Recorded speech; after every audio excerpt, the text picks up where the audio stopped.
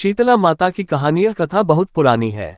एक बार शीतला माता ने सोचा कि चलो आज देखूं कि धरती पर मेरी पूजा कौन करता है, कौन मुझे मानता है। यही सोचकर शीतला माता धरती पर राजस्थान के डुंडरी गांव में आए और देखा कि इस गांव में मेरा मंदिर भी नहीं है, ना मेरी पूजा है। माता शीतला गांव की गलियों में घूम रही थी, तभी एक मकान के ऊपर से किसी ने चावल का उबला पानी मान नीचे फेंका। वह उबलता पानी शीतला माता के ऊपर गिरा, जिससे शीतला माता के शरीर में छाले फफोले पड़ गए। शीतला माता के पूरे शरीर में जलन होने लगी। शीतला माता गांव में इधर उधर भाग भाग के चिल्लाने लगी, अरे मैं जल गई, मेरा शरीर तप रहा है, जल रहा है, कोई मेरी मदद करो। लेकिन उस गांव में किसी ने शीतला माता की मदद नहीं करी। वही अपने घर के बाहर एक कुम्हारन महिला बैठी थी। उस कुम्हारन ने देखा कि अरे ये बूढ़ी माई तो बहुत जल गई है, इसके पूरे शरीर में तपन है, इसके पूरे शरीर में छाले फफोले पड़ गए हैं, ये तपन सहन नहीं कर पा रही है। तब उस कुम्हारन ने कहा है, माँ तू यहाँ आकर बैठ जा, मैं तेरे शरीर के ऊपर ठंडा पानी डालती हूँ। कुम्हारन ने उस बूढ़ी माई पर खूब ठंडा पानी डाला और बोली है, माँ मेरे घर में रात की बनी हुई राबड़ी रखी है, थोड़ा दही भी है, तू दही राबड़ी खा ले। जब बूढ़ी माई ने ठंडी ज्वार के आटे की राबड़ी और दही खाया तो उसके शरीर को ठंडक मिली। तब उस कुम्हारन ने कहा, माँ बैठ जा, तेरे सिर के बाल बिखरे हैं, ला मैं तेरी चोटी गूंथ देती हूँ। और कुम्हारन माई की चोटी गूंथने हेतु कंघी कागसी बालों में करती रही। अचानक कुम्हारन की नजर उस बूढ़ी माई के सिर के पीछे पड़ी तो कुम्हारन ने देखा कि एक आंख वालों के अंदर छुपी है।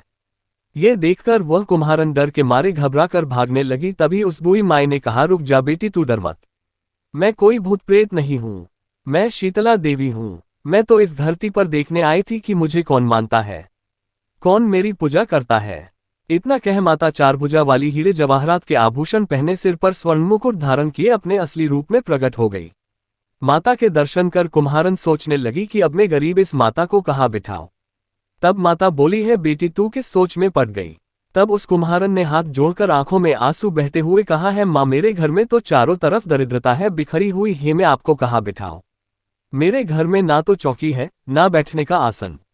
तब शीतला माता प्रसन्न होकर उस कुम्हारन के घर पर खड़े हुए गधे पर बैठकर एक हाथ में झाड़ू दूसरे हाथ में डलिया लेकर उस कुम्हारन के घर की दरिद्रता को झाड़कर डलिया में भरकर फेंक दिया और उस कुम्हारन से कहा है, बेटी मैं तेरी सच्ची भक्ति से प्रसन्न हूँ, अब तुझे जो भी चाहिए मुझसे वरदान मांग ले। तब कुम्हारन ने हाथ जोड़कर कहा है, माता मेरी इच्छा है अब आप इसी डुंडरी गांव में स्थापित होकर यही रहो, और जिस प्रकार आपने मेरे घर की दरिद्रता को अपनी झाड़ू से साफ कर दूर किया, ऐसे ही आपको जो भी होली के बाद की सप्तमी को भक्ति भाव से पूजा कर आपको ठंडा जल, दही व बासी ठंडा भोजन चढ़ाए उसके घर की दरिद्रता को साफ करना और आपकी पूजा करने वाली नारी जाति महिला का अखंड सुहाग रखना, उसकी गोद हमेशा भरी रखना।